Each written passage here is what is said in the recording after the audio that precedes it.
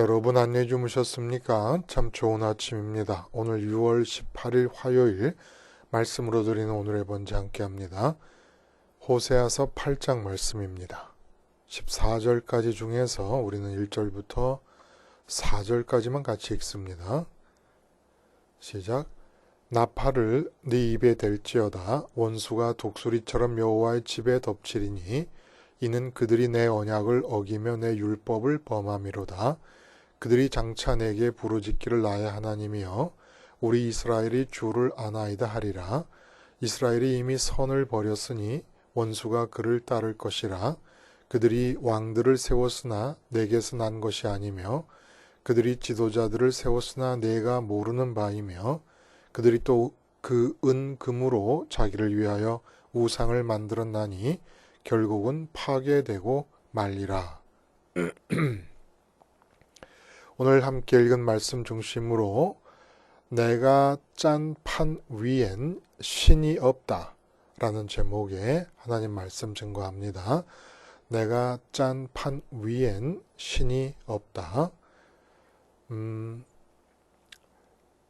무신론자들이 예를 들어 리차드 도킨스 같은 분들 그분들이 기독교의 신조차도 인간이 만들어낸 신이다라고 말씀하시는 것은 그 만들어진 신이라는 제목의 책에서 그 얘기를 하지 않습니까? 인간을 하나님이 창조하신 것이 아니라 오히려 인간이 하나님을 창조했다고 하는 취지의 책이에요. 근데 이 사람 말이 맞아요. 어떤 면에서 맞냐 하면은 리차드 도킨스라는 한 사람이 자기 인생의 판을 인생판, 씨름판, 노름판처럼 인생판을 자기가 짜놓고 그 안에서 생각하면 신은 존재하지 않습니다. 만날 수 있는, 인격적으로 만날 수 있는 살아계신 하나님은 내 인생판을 내가 짠 상태에서 생각하면 절대 만나질 수 없습니다. 인생판을 내가 짰기 때문에 그 판에 등장하는 신도 내가 만들어낼 수밖에 없는 거예요. 신을 만들기가 싫으면 이제 그 인생에는 신이 없는 것이죠. 신을 만들어도 진짜 신은 없는 것입니다. 인생을 위해서 자기가 짜는 것 외에는 다른 판을 생각할 수 없는 자들로서는 신 없이 살 수밖에 없다는 거예요. 그런 면에서 리차드 도킨스는 죽었다 깨나도 기독교를 공격하지 못합니다. 왜냐하면 그는 진짜 기독교의 복음이 뭔지 모르기 때문입니다. 가짜 신앙인들이 리차드 도킨스를 통해서 드러나는 거예요. 가짜 신앙인들의 특징은 리처드 도킨스의 기독교 공격을 무서워합니다. 리처드 도킨스는 기독교가 뭔지를 모르고 기독교가 말하는 신이 누군지도 모르는 상태. 왜냐하면 자기가 짠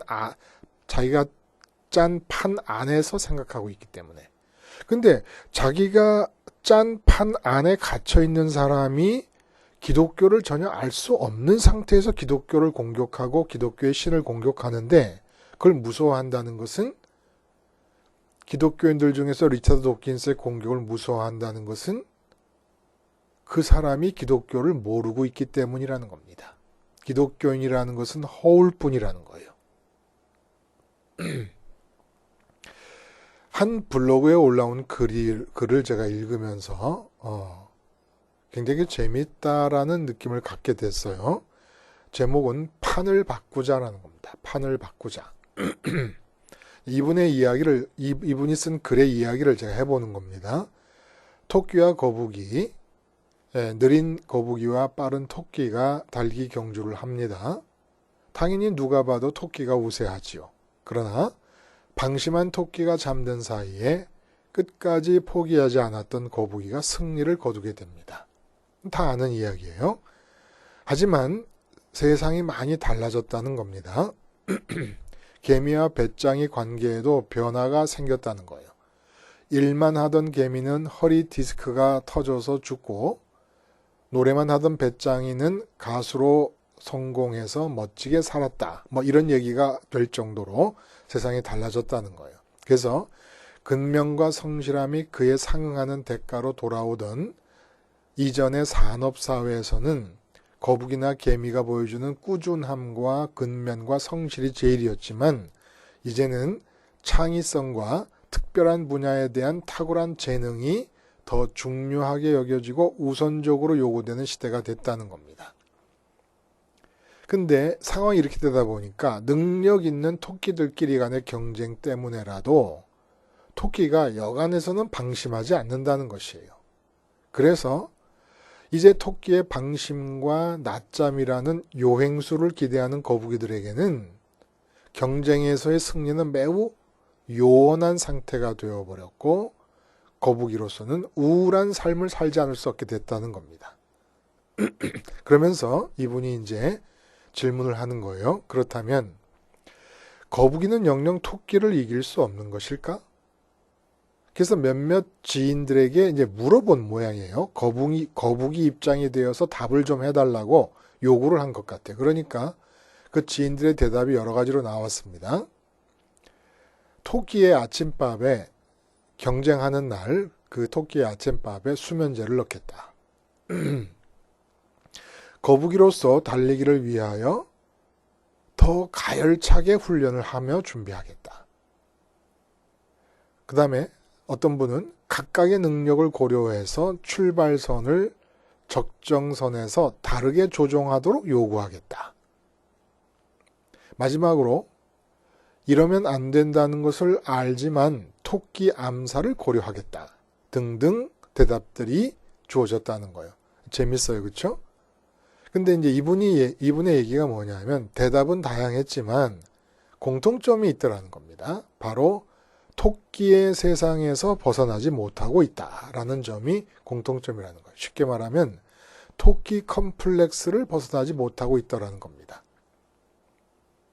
그래서 사실 거북이가 토끼를 이기는 방법은 의외로 간단하다는 거예요. 이번 얘기는 뭐냐면 산과 들이 아닌 바다에서 경주를 하면 되는 것 아니냐는 겁니다. 그렇게 판 자체를 바꾸어 버리면 나의 약점은 오히려 강점이 되고 나의 그 약점이 오히려 타고난 재능으로 인정받아 빛을 발할 수 있게 된다는 겁니다. 판을 바꾸자. 근데 판을 바꾼다고 하면 무슨 혁명을 일으켜야 하는 줄 아는데 그렇지 않다는 겁니다. 나를 바꾸면 되고 나를 바꾸려면 생각을 바꾸라 라고 얘기를 합니다. 그러면서 생각을 바꾸기 위한 방법을 구체적으로 짧게 얘기를 하는데 우리가 이분의 생각을 따라가는 것은 여기까지. 그리고 우리의 주제로 돌아오면서 질문을 한번 던져봅니다. 이제부터는 제 얘기예요. 복음적인 질문, 어떻게 보면 복음이 이 거북이와 토끼 경주에 대해서 하는 질문이라고 할 수도 있겠습니다.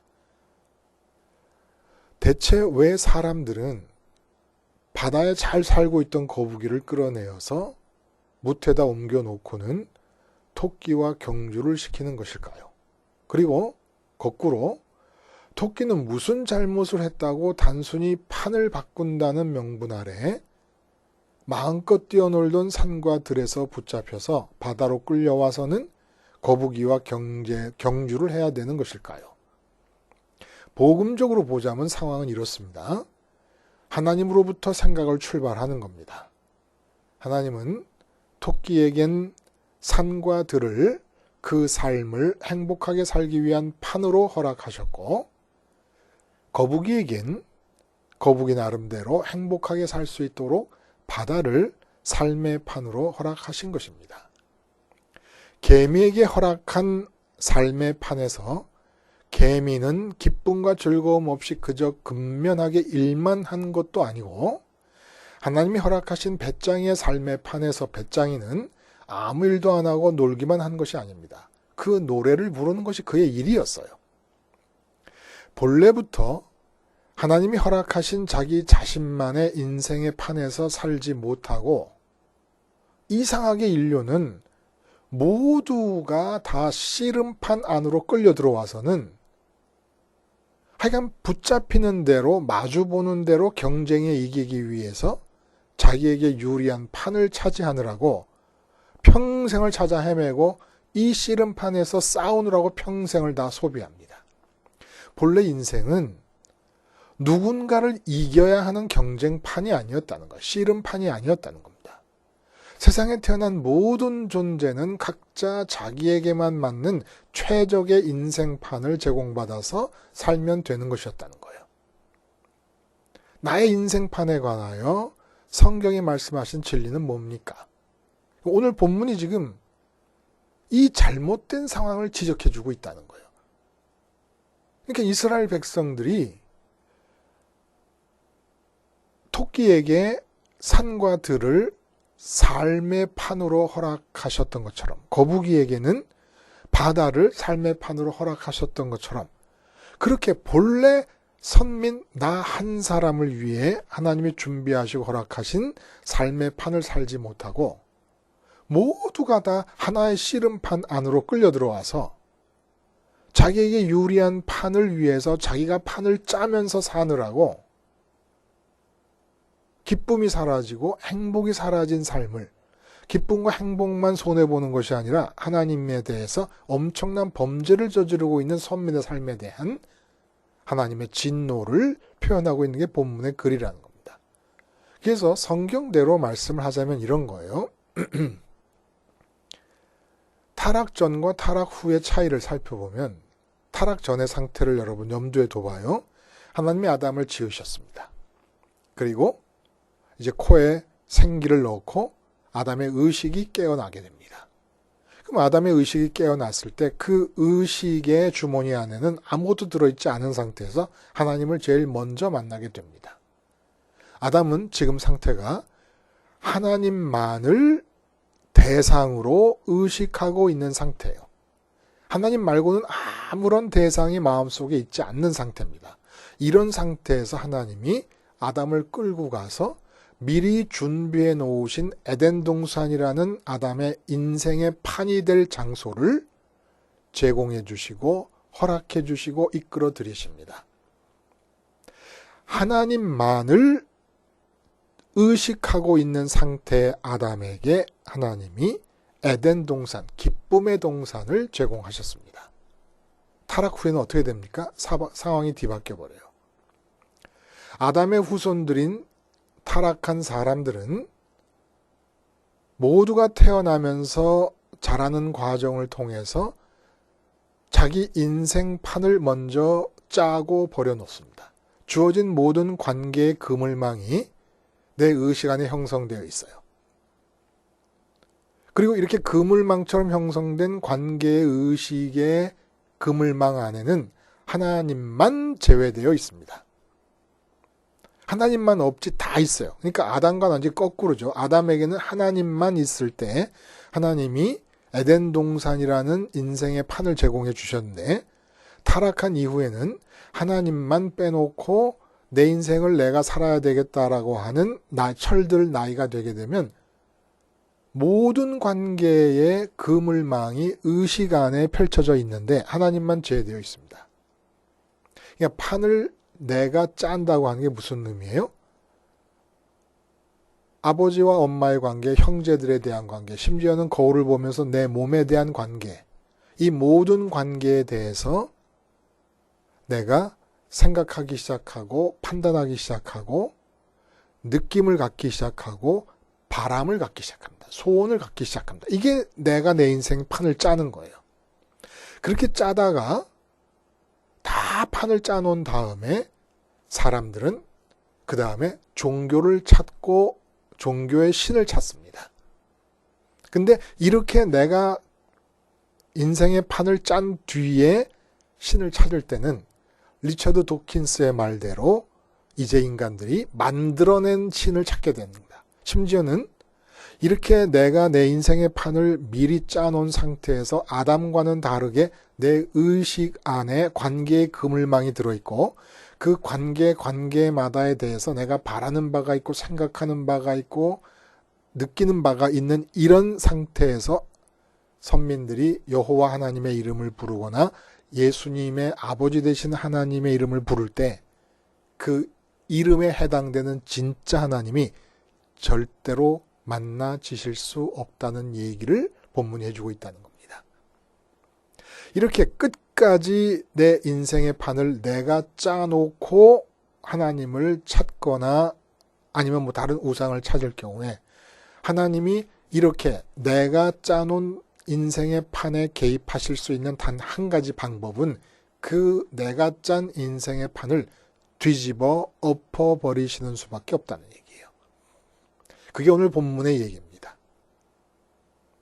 그래서 보시면 4절부터 한번 보면 이런 말씀이 있어요. 그들이 왕들을 세웠으나 내게서 난 것이 아니며 그들이 지도자를 세웠으나 내가 모르는 바이며 하나님이 모르실 수가 없습니다. 북왕국에서 왕들을 세우고 지도자를 세우는 일을 어떻게 하나님이 모르실 수가 있겠습니까? 여기서 모르신다는 얘기는 딴 얘기가 아니라 선민 한 사람 한 사람과 선민의 나라를 위해서 하나님께서 아담에게 주시기 위해 준비한 에덴 동산 같은 인생의 판들이 다 준비되어 있었다는 거예요. 근데 이 선민 이스라엘 사람들이 자기가 자기 인생의 판을 만들므로써 왕을 세우고 지도자들을 세우면서 자기 인생의 판을 견고하게 하기 위하여 나라와 국가를 관여하는데 하나님이 그 사람들을 위해서 짜놓은 에덴 동산의 판에 없는 내용들로만 가득 채워져 있다는 겁니다. 그래서 모른다는 말씀은 바로 그 뜻을 말하는 거예요. 내가 모르는 바이며 그들이 왕들을 세우고 지도자들을 세우나 내가 모르는 바이며 전혀 하나님이 그들을 위해서 준비해 놓으신 인생판에는 없는 것들을 만들어 간다는 거예요. 근데 하나님이 준비해 놓으신 판이 뭐예요? 기쁨의 동산이에요. 나 한 사람을 위해서 에덴 동산을 만들어 놓으셨어요. 근데 에덴 동산과는 상관없이 내가 판을 짰어요. 그러니까 내가 판 인생의 판에는 내가 짠 인생의 판에는 무엇이 없어요? 기쁨이 없어요. 만족이 없고 행복이 없게 됩니다. 특히 왕을 세운다, 지도자를 세운다라고 하는 것이 갖는 의미는 뭐냐 하면 남한국과 비교를 해보면 북한국에서 왕을 세우고 지도자를 세운 일이 어떤 의미를 갖는가를 알 수가 있게 됩니다.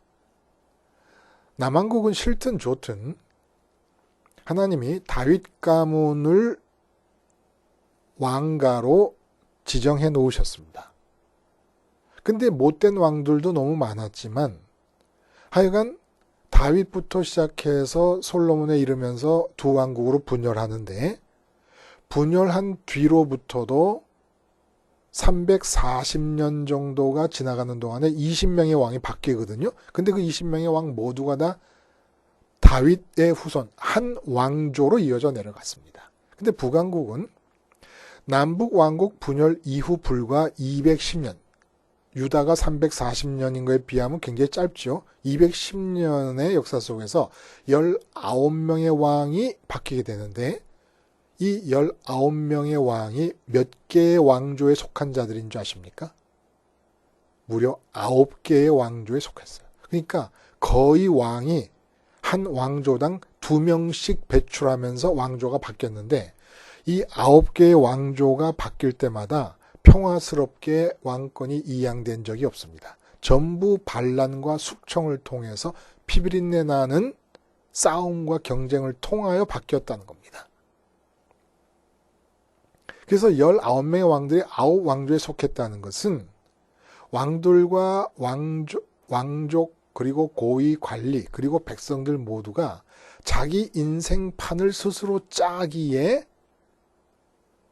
몰입되어 있었고 열정적으로 개입하고 있었다는 걸 말합니다. 그러니까 남한국 유다 같은 상황에서는 이렇게 왕조가 빈번하게 바뀌는 것이 용납이 안 되는 것이에요. 왜 다윗 가문, 유다 족속 안에도 다윗 말고도 많은 가문들이 있지 않습니까? 근데 왜 다윗 가문만 왕을 해먹냐? 우리도 할 수 있다. 이게 용납이 안 됐던 거예요. 근데 여기는 그렇게 할 수 있었던 것은 전부 다 내 인생의 판을 내가 짜야 된다라고 하는 생각도 아니고 아예 자동적으로 그렇게 하면서 살고 있었기 때문이라는 겁니다. 근데 그렇게 한 일이 내가 내 인생 판을 위해서 만들어 놓는 모든 일들이 하나님이 나를 위해서 준비한 에덴 동산이라는 인생 판에는 아무것도 존재하지 않는 하나님이 모르는 것들로만 내 인생 판을 내가 만들고 살고 있었다는 거예요. 그러니까 힘들고 괴롭고 그리고 즐겁지 못하고 기쁘지 못한 것은 지금 우리의 삶이 하나님이 준비하신 인생의 판을 살지 못하고 내가 짜는 인생의 판을 살기 때문입니다. 그러면 이런 인생판에 대해서 하나님이 하실 수 있는 일이 뭐라고요? 1절에 나팔을 네 입에 댈지어다. 원수가 독수리처럼 여호와의 집에 덮치리니 이는 그들이 내 언약을 어기며 내 율법을 범함이로다. 나팔을 댈지라는 얘기는 전쟁을 통해 위기 상황이 왔음을 이 급박한 위기의 상황임을 알리라는 얘기입니다. 그리고 독수리처럼 여호와의 집에 덮친다 할 때 여호와의 집은 남한국 유다에 있는 성전을 말하는 것이 아니라 선민의 나라 북이스라엘 자체를 얘기합니다. 북이스라엘 자체를 하나님께서 함께 거하시려고 선택한 백성들이기 때문에 여호와의 집이라고 얘기한 거예요. 그러니까 독수리가 땅에 있는 닭이나 병아리를 덮쳐서 낚아채듯이 이제 자기가 자기 인생의 판을 짜놓고 거기에 인생의 판을 짜놓고 나면 뭐예요? 금과 은으로 우상을 만든다는 얘기가 나오지 않습니까? 4절에 보면은 반드시 신을 만들게 돼 있어요. 리차드 도킨스의 말대로. 근데 하나님은 절대로 내가 짜놓은 인생판에 내가 부른다고 등장하시는 분이 아니십니다. 그래서 본문에 보면 2절을 보면은 이렇게 다 엎어버릴 수밖에 없는 것이 이스라엘 사람들이 이제 위기가 닥치다 보니까 2절에 그들이 장차 내게 부르짖기를 나의 하나님이여 우리 이스라엘이 주를 아나이다 하리라. 근데 호세아를 통해서 보여주시는 하나님의 생각 속에서는 지금 이스라엘이 아무리 하나님의 이름을 부르고 찾아도 하나님을 야다의 암, 마음이 접촉함으로써 마음에 주어지는 느낌 속에서 하나님을 아는 그런 알미 불가능한 상태가 됐다는 겁니다. 그래서 독수리가 병아리를 엎어서 낚아채듯이 아수르가 이 나라를 덮쳐서 자기들이 만든 인생의 판 위에서 살고 있으면서 하나님조차도 만들어진 신인 것처럼 불러대며 결코 진정으로 야다의 알을 통해 하나님을 알 수 없는 그 판 안에 갇혀 있는 상태를 다 뒤집어 엎어버리시겠다는 겁니다. 여러분, 내가 버려놓은 인생의 판 위로 아무리 하나님을 부르고 찾아도 하나님은 만나질 수 없습니다. 무슨 얘기입니까? 남편이 있고 아내가 있다. 그러면 인생의 판을 내가 어떻게 버립니까? 아내에 대해서 내가 의식을 합니다. 그리고 아내에 대해서 판단합니다. 생각합니다. 느낌을 받습니다. 아내에 대해 바람을 갖습니다. 어떤 소원을 갖습니다. 근데 아내의 관계가 잘 안 됩니다. 그러니까 뭐라 그러냐면 내가 하나님을 아나이다. 이스라엘 백성들이 그런 것처럼 하나님을 아나이다. 이 부부관계를 좀 잘되게 해주시옵소서 라고 하지만 그렇게 부르는 하나님은 내 인생의 판에 나의 부름을 받고 초빙되거나 등장하는 하나님이 아니시라는 겁니다. 하나님의 관여를 그렇게 원한다면, 기어코 하나님이 관여하기를 원한다면 내가 내 인생의 판을 만들어 놓은 다음에 하나님을 찾을 경우는 하나님이 개입하셔서 이 부부관계를 뒤집어 엎으실 수밖에 없다는 거예요. 부모와 자녀 관계도 마찬가지예요. 이미 부모의 마음속에 자녀가 의식되고 있고 자녀에 대해 생각하고 판단하고 느낌을 갖고 소원을 갖습니다. 그리고 난 뒤에 하나님을 찾습니다. 진정으로 하나님의 개입을 원한다면 하나님이 하실 수 있는 건 단 한 가지라는 거예요. 부모로서 자식과의 관계라는 판을 버려놓은 그 인생의 판을 뒤집어 엎어버리시는 수밖에 없다는 겁니다. 사업도 마찬가지예요. 모든 인생의 관계가 마찬가지예요. 아담을 염두에 둬요. 타락하기 전에 아담을. 먼저 하나님을 의식했어야 돼요. 하나님을 의식하면 그 하나님께서 남편을 아내에게로, 아내를 아담을 하와에게로 데려간 것처럼 그렇게 하나님께서 먼저 하나님만을 의식하고 있는 남편을 아내에게로 데려갈 때 아내와 남편의 관계가 하나님이 준비하고 예비해 놓으셨던 에덴 동산이 됩니다. 자식보다도 부모가 아빠 마음에, 엄마 마음에 하나님이 먼저 의식이 되어서 하나님과 만나고 하나님과 접촉하고 하나님으로부터 오는 느낌만으로 충만할 때, 그때 하나님께서 나를 인도해서 자식 앞으로 끌고 가면 자식과 나의 관계가 에덴 동산으로 준비되어 있다는 겁니다. 근데 자식을 먼저 의식하고 자식에 대한 내 생각, 내 판단, 내 소원을, 내 느낌을 다 갖고 있는 상태에서 내 판단에 따라 하나님, 자식이 이러면 안 되겠어, 저러면 안 되겠습니다 해갖고 하나님을 부르면 절대 내가 만들어 놓은 판 위에 하나님이 부르심을 받아 등장하셔서 내가 원하는 대로 움직여 주시는 하나님이 아니라는 거예요. 자꾸 귀찮게 해서 하나님을 기어코 내가 짠 판 위로 개입하기를 원하셔서 하나님을 강압하면 하나님이 개입하실 수 있는 방법은 뒤집어 엎어버리시는 수밖에 없다는 것이 오늘 본문의 이야기입니다. 그래서 본문 보면은 3절에 이스라엘이 이미 선을 버렸으니 원수가 그를 따를 것이라. 이미 선이라는 것은 히브리어 말은 토브라는 단어인데 좋은 것이라는 거예요. 좋은 것. 좋은 것의 정의가 어떻게 되죠? 뭐가 좋은 것입니까? 가지면 마음에 만족과 기쁨을 주는 것. 그게 좋은 것이에요. 가졌는데 만족과 기쁨 대신에 괴로움과 고통을 주면 그건 좋은 것이 아니에요. 그건 좋은 것이 아니라 피하고 싶은 것입니다. 이 선민들에게 있어서 좋은 것이 뭐예요? 유일하게 좋은 것이 하나님 한 분뿐이시라는 겁니다. 근데 이 하나님 한 분을 택할 순간을 놓쳐버렸다는 거예요. 선을 버렸다는 겁니다. 어느 순간입니까? 아담처럼 내가 내 아내를 보고 남편을 보려고 할 때 먼저 마음에 하나님이 유일한 좋은 것으로서 모셔드려졌어야 된다는 거예요. 근데 하나님을 버리고 좋은 것 되신 하나님을 버리고 아내를 먼저 받아들여서 인생의 판을 짜버렸습니다. 그러고 나면 하나님을 아무리 불러도 하나님이 하실 수 있는 건 엎어버리시는 수밖에 없다는 거예요. 그래서 오늘 본문이 결국은 우리를 십자가로 향하게 합니다. 십자가 생활화라는 게 뭐예요?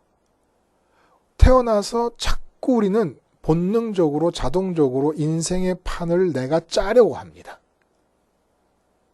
아내를 보고 남편을 보며 자식을 보며 사업장에 나가서 아니면 직장에 나가서 사장님과 부장님과의 관계에서 하나님을 의식하고 좋은 것 되시는, 유일하게 좋은 것 되시는 하나님을 제쳐놓고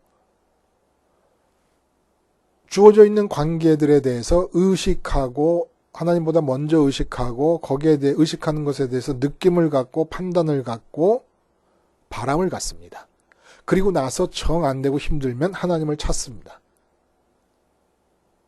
이 하나님은 만나질 수 없는 하나님이라는 겁니다. 이렇게 하나님보다 먼저 의식한 이 세상에 있는 대상들과의 관계로 판을 짜놓은 위로는 하나님 오시지 않습니다. 그래서 결국 우리는 판을 바꿀 수 있는 것이 아니라 단지 판을 떠나는 거예요. 판을 바꾼다는 것은 토끼와 뭇에서 경쟁하던 거북이가 토끼를 끌고 바다로 끌고 들어가는 것인데 우리는 그렇게 할 수가 없다는 거예요. 내가 짜놓은 판만 십자가로 빠져나오면 되는 겁니다. 내가 짜놓은 판만 내 스스로 십자가에서 내가 엎어버리는 겁니다. 내가 엎어버리면 하나님께서 마련해 놓으신 내 인생의 판을 제공하시는데 그것이 무조건 에덴 동산이라는 거예요. 그래서 중요한 것은 어떻게 내가 내 판을 짜지 않느냐. 하나님을 먼저 의식하는 겁니다. 그러기 위해서 하나님보다 먼저 의식되고 있는 이 세상의 모든 관계의 그물망 속에 놓여져 있는 대상들에 대해 만날 때마다 십자가에서 죽는 거예요. 아내를 만나면 아내에 대해서 십자가를 먼저 생각하는 거예요. 아내를 보고 있는 중에 마음에서 십자가를 생각하고 하나님 내 마음에 들어오시옵소서. 좋은 것 되시는 하나님 내 마음에 먼저 들어오시옵소서. 아내에게는 좋은 것을 구하지 않을 정도로 좋은 것 되신 하나님 내 안에 들어오소서. 자녀를 볼 때는 십자가에서 자녀에 대해 죽는다는 게 뭐예요? 좋은 걸 안 찾는다는 거예요. 자녀에게. 그리고 사업을 보면 사업에서 좋은 걸 안 찾는다는 거예요. 십자가에서 죽고 하나님으로부터 좋은 것을 기대한다는 거예요. 그래서 좋은 것 되시는 하나님 아버지 내 안에 들어오셔서 사업에서는 더 이상 좋은 것을 찾지 않아도 될 만큼 좋은 것으로 충만하게 해주세요. 그러면 에덴 동산이 주어진다는 거예요. 아담이 처음으로 하나님을 의식하고 하나님을 만나고 난 뒤에 기쁨의 동산 낙원을 제공받은 것처럼 십자가를 통해서 누구를 만나든지 그 만나는 대상으로부터 좋은 것을 기대하지 않습니다. 좋은 것은 십자가에서 그들에 대해 죽고 오직 부활하고 승천하신 예수님을 따라 하나님 아버지만을 좋은 것으로 모시려고 마음속에 기도합니다. 그러면 그 만나는 모든 대상과의 관계가 에덴 동산으로 바뀌고 설령 스데반 집사님처럼 그들이 나를 죽인다 할지라도 내 마음속에 기쁨이 깨지지 않는다는 거예요. 평안이 깨지지 않는다는 거예요. 내가 짠 판 위에서는 하나님을 만날 수 없습니다. 하나님을 가장 먼저 만나면 하나님께서 준비하신 판이 내게 제공될 수 있을 뿐이지요. 그것이 에덴 동산입니다. 기도하시겠습니다. 하나님 아버지, 십자가 생활화로 자동적으로 본능적으로 내 인생의 판을 내 스스로 짜려는 내가 끊임없이 죽게 하시고 오직 유일한 좋은 것 되시는 하나님만을 먼저 받아들임으로써 하나님께서 준비하신 좋은 에덴 동산의 판을 날마다 제공받아 살게 해 주시옵소서. 예수님의 이름으로 기도드리옵나이다. 아멘.